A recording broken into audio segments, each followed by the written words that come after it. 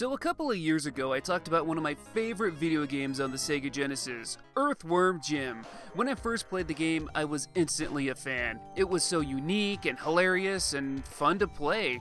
After the game was released, the Earthworm Jim franchise got pretty dang popular, and I was all aboard that Earthworm Jim hype train. I collected the toys, I'd use my VHS to record episodes of the cartoon so I could watch them again and again, I'd draw pictures and make my own comics of the character. I just really loved the series. So you can imagine how excited I was to find out that only a year after Earthworm Jim came out, Earthworm Jim 2 was released.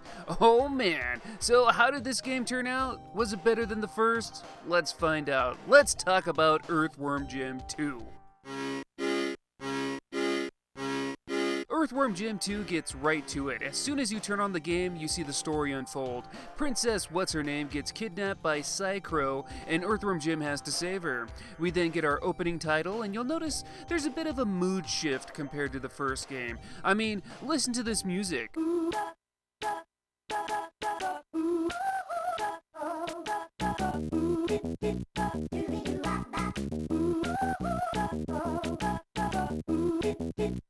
That's not the typical kind of theme you'd expect for a daring adventure. It's actually rather silly, but that sets the tone for this whole game. The game itself and everything contained in every level is pretty damn ridiculous. The developers, Shiny Entertainment, went a little overboard and made this game super random and cartoony, and nothing makes sense. Love it or hate it, it allowed Earthworm Jim 2 to do pretty much anything you wanted, and you just kind of went with it. So anyway, let's play the game. Starting with the first level, anything but tangerines. See? Random, has nothing to do with anything. Here's Jim with some brand new animations. He's always running in place and ready for action. Something I find kind of weird is that his animation sprites are kind of all over the place. Some look like his old sprites, some are new, and some of the new ones don't really match. It's a little distracting, but I'm over it already. So Jim can do pretty much everything he could from the last game. Jump, shoot with his plasma gun, and use his head as a whip. This time though, he's got his sidekick, Snot, with him. Yep, he's got a booger for a sidekick. Snot can be used as a parachute when jumping and can also be used to swing from certain platforms. Yeah, technically Jim could already do those things in the last game, but Snot makes it much easier. Now you don't have to constantly tap a button for Jim to do his helicopter maneuver, and you don't have to be so damn precise when swinging. Snot just makes it easier. It's a nice touch. Jim also gets some new gun power-ups in this game. It's pretty cool. There's the Mega Plasma, which is like the special plasma gun from the first game. The three-finger gun, that's pretty good for shooting in any direction. There's the homing missile, that's self-explanatory. The bubble gun, which is a booby prize and is completely worthless. And then there's the barn blaster that, if you don't get interrupted, will kill everything on screen. These are some pretty neat additions. Another new addition is the shield, which I never ended up using. But the thought that it's there, it's kinda nice. Anyway, back to the level. This stage, which is a summer home for the evil goldfish Bob, does a great job of showing you the ropes and all the power-ups. You'll carry pigs to help you pass through the stage. You'll dodge falling grannies, and you'll even have an epic boss fight with Bob himself.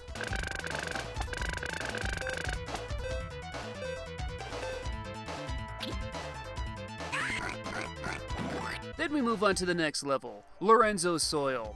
Jim is stuck on planet Burbank and must escape the soil.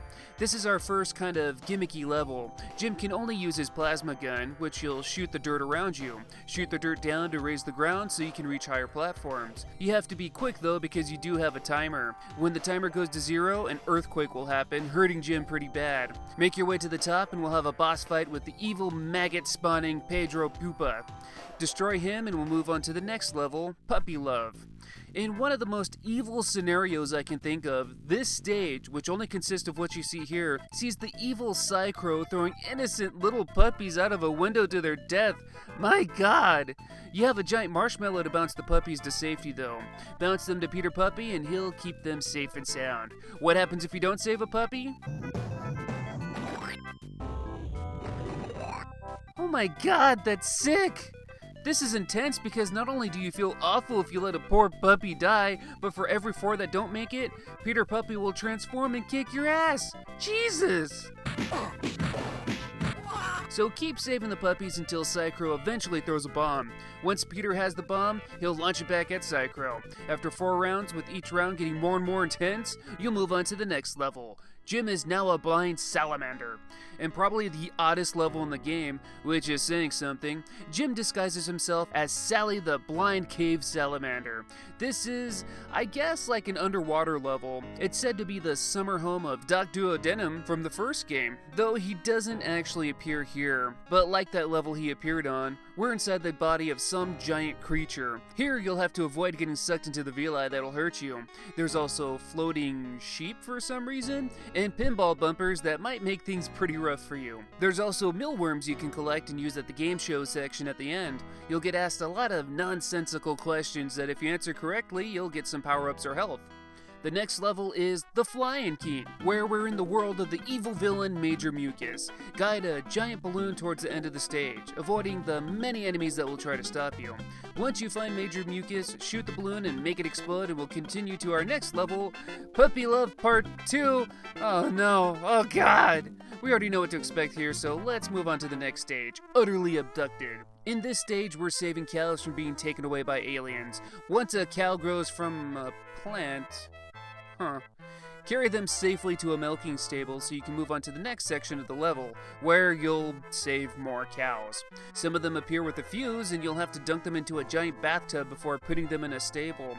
It can get pretty tricky because the cows have to be saved in a certain order, and of course there's deadly traps and enemies all around.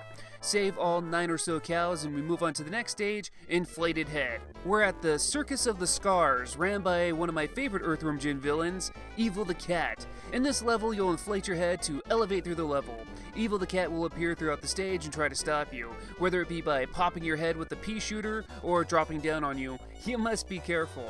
Make it to the end, and if you collected any mealworms along the way, you'll play a test of strength for power-ups. On to the next level, ISO 9000. On the planet of legal paperwork, Jim will fight off masked lawyers and evil filing cabinets while also avoiding being lit on fire and using caged mice to get machines working. At the end, we'll have a, well, not really a boss fight, but there's a door that will run away from you. Place the wardrobe cabinet nearby to chase the door and trip it. Walk on in and the level ends. Now we're at Puppy Love Part 3. Oh god. The next level is Level 8. This delicious planet of food will see Jim avoid being assaulted by a salt shaker, avoid forks and straws, and use eggs to touch hot platforms. Also, there's a completely random secret level here, totally forked. This is a good opportunity to collect some ammo and stuff. Make it to the end of the level and we'll have a boss fight with Flamin' Jan, who actually looks more like a New York steak. He'll shoot fire at you, but it's pretty easy to avoid his attacks and kill him.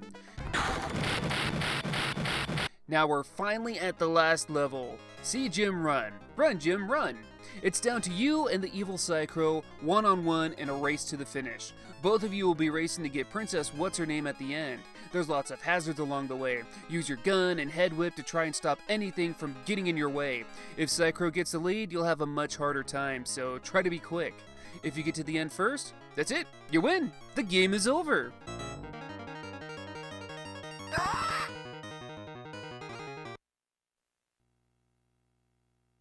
Well done. So that's Earthworm Jim 2. It's a fun, crazy adventure through the most oddest of worlds. It takes the first game's engine and builds upon it. The many new weapons added are pretty cool and fun to use. Jim's new sidekick, Snot, is such a great addition. Like I mentioned earlier, Snot is easier to use than the helicopter and head whip swinging from the first game. And just like the first game, I love the visuals and graphics. All the characters are so wonderfully animated. Every frame and a character sprite is just so expressive. The music in this game is also delightful. There's lots of outside music here, like Beethoven, and it works really well. There's also lots of original tracks, and they all fit the theme of each level. They really nailed it here.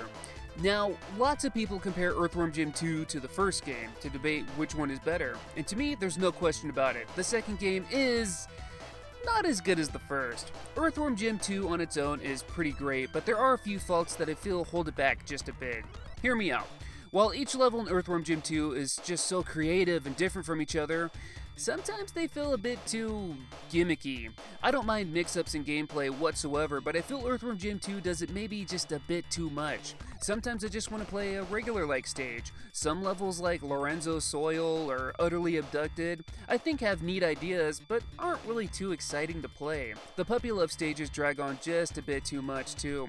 If they dropped it from 3 stages to 1, or maybe 3 rounds instead of 4 each time, it'd be a little bit more tolerable. And also I find it kind of weird that with all the new gun power-ups they added, you can only use them on like half the stages. After collecting them in the first stage, you won't even get a chance to use them again until the 7th stage, Utterly Abducted. But besides these issues I have with the game, it's still fun. I feel it's a bit on the easier side, but it's still a fun experience. Is it a game worth checking out? Absolutely. There's not too many games on the Sega Genesis or Super Nintendo like it, and it's definitely unique in terms of visuals and gameplay. You'll likely get some laughs out of it too.